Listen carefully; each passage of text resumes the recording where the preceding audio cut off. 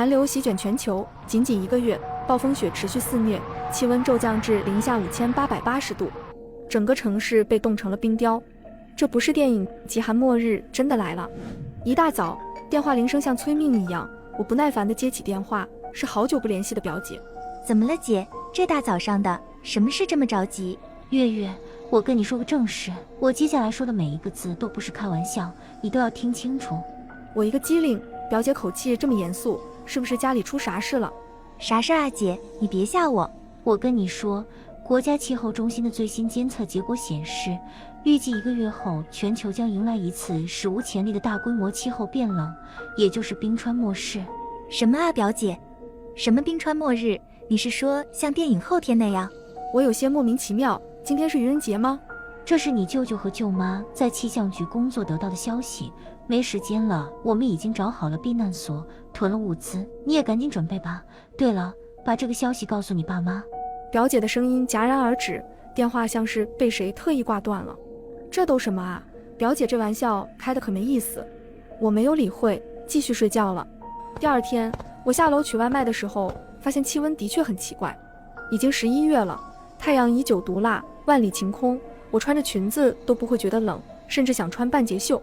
过了1个星期，气温依旧异常温暖，甚至有更加变暖的趋势。我不得不联想到了表姐的话，表姐好像从来没对我开过玩笑。我坐不住了，打算打个电话再问问表姐，这到底是怎么回事。您好，您所拨打的电话是空号。那边传来冰冷的机械女声。怎么变成空号了？不知道是不是女人的第六感，想起表姐认真的语气，心里隐隐有些不安。不管了，宁可信其有，不可信其无。今天必须开始准备了。这个冬天格外暖，已进入11月，依旧暖得像春日一样，微风拂面，阳光和煦，而这也正是气候异常的所在。我准备先订购一批物资，不买别的，准备先买够棉被、暖宝宝和超厚羽绒服。我一直都是个末世迷，越灾难片无数，可现在末日真的可能要到来，我的内心突然感觉一阵焦虑和恐惧。原来看别人写出来的和自己亲身经历的真的不一样。1个月的时间，说长不长，说短不短。我得知消息的时候已经过去了1周，再算上月初摆烂的几天，现在只剩下了不到3个星期。前期的准备工作我绝对不能耽搁。我找关系租了一个带超大地下室的别墅，极寒来临时，暖气和供电都会停止，到了那个时候，地上再怎么防御，最后都会住不了的，所以要直接转入地下，墙内外都必须增加3层的抗冻混凝土，门窗也得都换成防爆等级的。我立刻托关系联系了本地最好的一家装修公司，费了很大力气，加了足够的钱，才搞定装修工人今天来帮我砌墙加固保温。时间定下后，我还是心里堵得慌，天灾面前，人类是多么渺小。我不知道能不能挺过这次灾难，但我知道为了活下去，我要尽力一试。因为是新租的房子，里面什么都没有，提前购买的物资也要下星期1才送到，所以我加钱让装修工人们必须保证质量和速度，在下星期1之前装修完。由于我出手阔绰，装修师傅很给力，不仅完工迅速，而且质量很好，完工时间比原定的日期还早了1天。我大方地结了尾款，还给师傅们每人发了一个红包。这个星期我也没闲着，去不同的超市分批买了大量的暖宝宝、小太阳充电式暖手宝。装修的时候，我还让师傅们装了一个壁炉烟囱槽，以备不时之需。为了安全，家门口的监控当然也不能少，末日下人心才是最可怕的。我还订购了300箱泡面、200箱自热火锅、50箱零食、30箱压缩饼干、12箱香肠、10箱卤制品、500桶桶装水、100箱瓶装水、200袋大米、1吨面粉等等各种食品。此外，我还买了各种不同的种子、调料、日用品，送到我提前租好的不同位置的仓库，等夜深人静的时候再偷偷地运回来。等花了好几天时间，终于把这些物资都运回来之后，我躺在沙发上，累得动弹不得。时间过得很快，在东西添置的差不多之后，我把我的父母也接了过来，并且告诉他们表姐说的话。好在爸妈总是会无条件地相信我说的话。末世很可怕，我只能保护好自己的家人。要开始降温了，我忙得焦头烂额，一边要采购物资加固地下堡垒，一边又要绞尽脑汁地想还有什么缺少的东西。我还是有些不放心，地下3层我又找了另一批装修工人检查了一下，确认没有偷工减料。这段时间囤粮就已经装满了地下1层，我以为我租的房子已经非常大了，但总感觉远远不够。我又陆陆续续买了一些可以长久储存的食品，甚至还买了很多酒。如果气温实在太低，喝酒也可以御寒。末世来临的前一天，我坐在沙发上思绪万千。末世这个词离我太远了，我只在小说里看到过、听说过，从来没有想过真的会发生在自己身上，发生在我生活的时代。我一个人走到窗户旁，抬头望向天空。今天没有月亮，可是天空仍然有亮光，好红。天空什么时候变成了暗红色？这是要下雪了吗？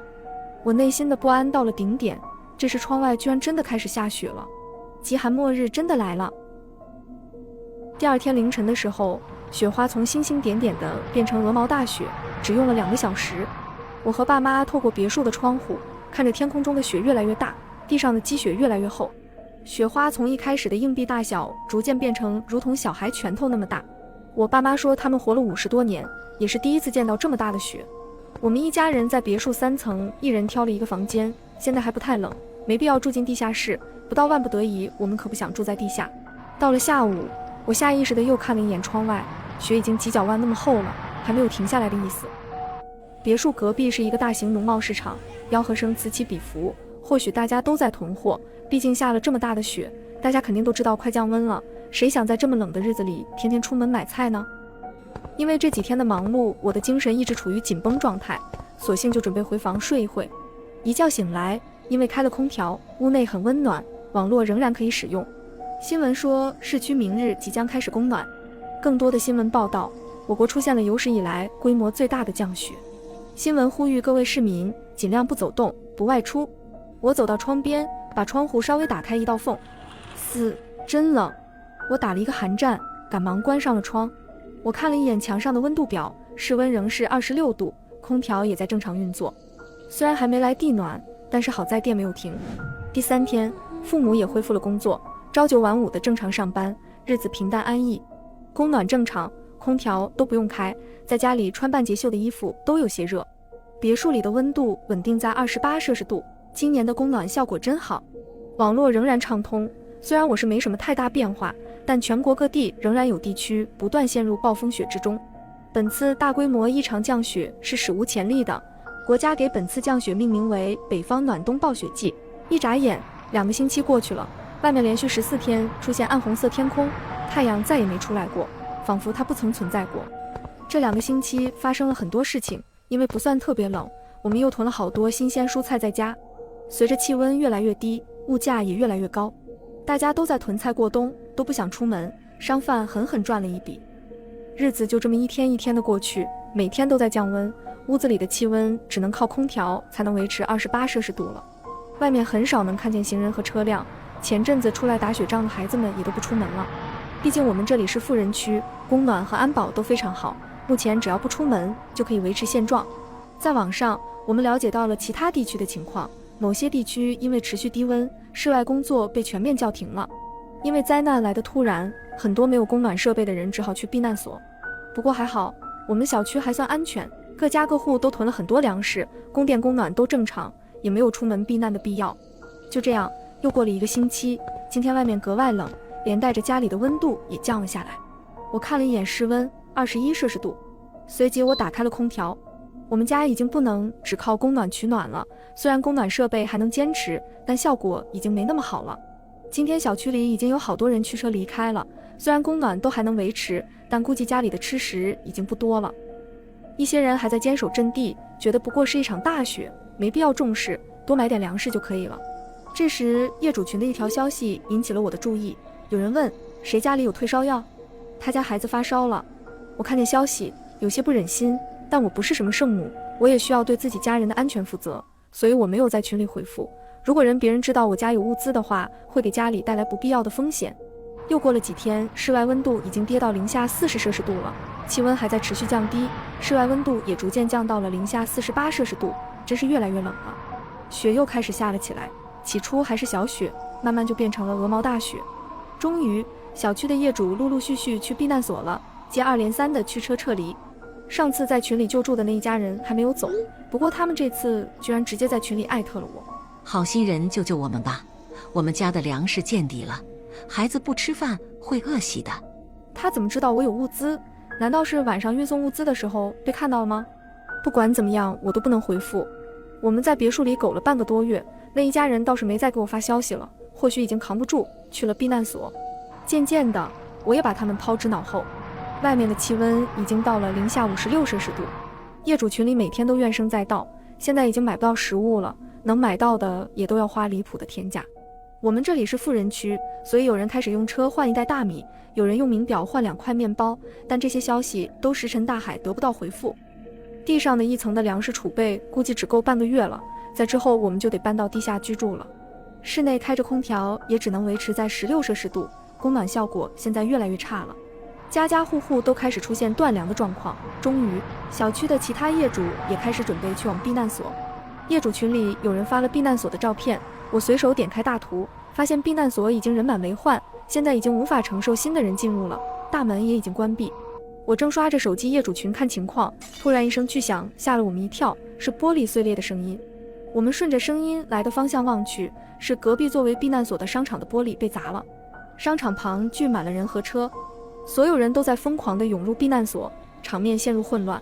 我甚至听到了枪响，老爸连忙让我们回屋里去，我还没来得及看清接下来发生的事，就被老爸拉回屋子里。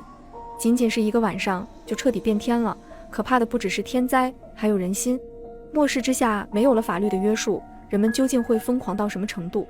这时业主群又有人发消息了， A12138 有物资，我之前管他要，他一点都不给我，现在我们要团结起来去他们家找物资，这样我们才能活下去。这些自私的人凭什么活得好好的？我冷笑一声，心想人心难测。我转头对爸妈说，不能再拖了，地面上的物资就留给他们，家里我装了摄像头，把空调关了，遥控器带走。现在我们就去地下躲着吧。我们简单的收拾了一下，立马就去了地下室。我爸看着地下室的好几道门，目瞪口呆。这手榴弹也打不开吧？嘿嘿，那必须的，这是实实在在的防弹级别。看着我爸惊讶的表情，我得意极了。我打开手机上的监控，发现我们家的大门已经被破坏了，涌入了好多人，手上都拿着各种各样的武器。他们正在因为1楼的物资分配骂骂咧咧，大打出手。这几天我通过监控天天看这群不速之客的一举一动，他们每天都会想办法开门，可惜每天都失败了。随着时间的推移，物资吃的没剩下多少了，他们开始暴躁起来，大打出手。又过了一会，看着监控前只剩下一个男人。现在有物资了。他的笑容让我心里有点发毛。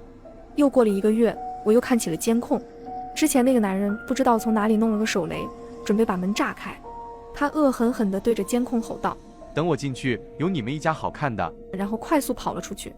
砰的一声巨响，我感觉我的屋子都震动了。幸好当初在这几道门上没有少花钱，墙壁也做了3层加厚，门只是受了些皮外伤。男人无能的怒吼，然后失魂落魄地离开了。又过了1个月，供暖设备彻底坏了，不过不知道为什么电和网络一直正常。通过监控，我看到男人把所有物资都吃完了，他也已经筋疲力尽，屋子里的温度已经到零下300摄氏度了，估计再过2天他就会离开吧。室外温度已经达到了离谱的零下650摄氏度，难以想象，短短几个月，气温跌入了谷底，甚至还在持续下跌。我第一次感觉人类在大自然面前是如此渺小。我想象过所有可以想象的末世片，当时我只觉得很刺激，可灾难真的降临时，我只能本能地感到恐惧和害怕。我们能做的只有躲进这个地下小空间里，坐吃山空也好，坐以待毙也罢，总之我们要活得更久。又过了2天，我通过监控摄像头看到那个男人躺在床上1天没动，没吃饭，也没喝水，更没翻身。或许他已经气温有规律地降着，每天都会比前1天低个300-400度，今天已经从零下650度到零下1650度了。就这样，我们相安无事地过了1个月，降温已经趋于平缓，不过也快没什么下降空间了。现在外面已经是零下5000摄氏度，可以说人在外面裸露出皮肤，就立马会被冻坏。日子日复一日的过去，手机已经没有电了，照明灯也坏了一个又一个。我把床都挪到了主卧里，和爸妈在一个屋子里睡觉取暖。大家在一个屋子里，晚上睡觉时还真暖和了不少，被子盖了一层又一层，垫子也加了一层又一层，现在上床都有些费劲了。储备的取暖物资都已经用了一半，末世结束的希望越来越渺茫。我的睡眠时间越来越短，极度的焦虑长期困扰着我。今天我彻底失眠了。躺在身边的老妈看出了我的异常，让我去客厅。我轻手轻脚地跟着他走向客厅。老妈把手里的暖手宝递给了我，我摇了摇头。月月，妈妈知道末世到来后你一直压力很大，但是月月呀，妈妈告诉你，爸爸妈妈保证不管发生什么都会陪伴你到生命尽头。我压抑了太久的情绪爆发出来，我抱着母亲小声的哭泣。月月乖。老妈温柔地抚摸着我的后背，给我带来温暖和力量。半晌我才说道，妈妈，你要说到做到。妈妈一边拍着我的后背，一边轻声安慰。好，妈妈答应你。就这样又过了半年，气温已经降到零下5880度了。到了这个温度后，不再继续降低。空调运行的声音，我下意识地看了一眼空调，发现它居然开始工作了。怎么回事？是气温回升了吗？还是说电力恢复了？那是不是说末世结束了？我惊讶地叫出声来，电力恢复了。我赶紧给手机充电，然后开机，手机信号居然也恢复了。果不其然，真的有新消息。抱歉这么晚才告诉大家，北方暖冬末世已经降临，我们已经尽最大努力修复好了部分地区的电缆和信号，供暖系统我们也在想办法恢复，请大家相信国家，国家不会放弃任何一位幸存者。又过了3个月，电力恢复之后，我们又过上了比较正常的日子，不用一家人挤在一起互相取暖，也不用喝冰冷的矿泉水，更不用生活在黑暗的空间里。日子就这么一天一天的过下去。我时不时关注手机上的消息，越来越多的地区开始恢复电力和网络，地表温度也开始逐渐回升。我们的生活终于步入了正轨，末世危机也终于告一段落。虽然我们还是不能离开地底去地面生活，但是一切都好起来了，不是吗？生活已经充满了希望，阳光的到来还会远吗？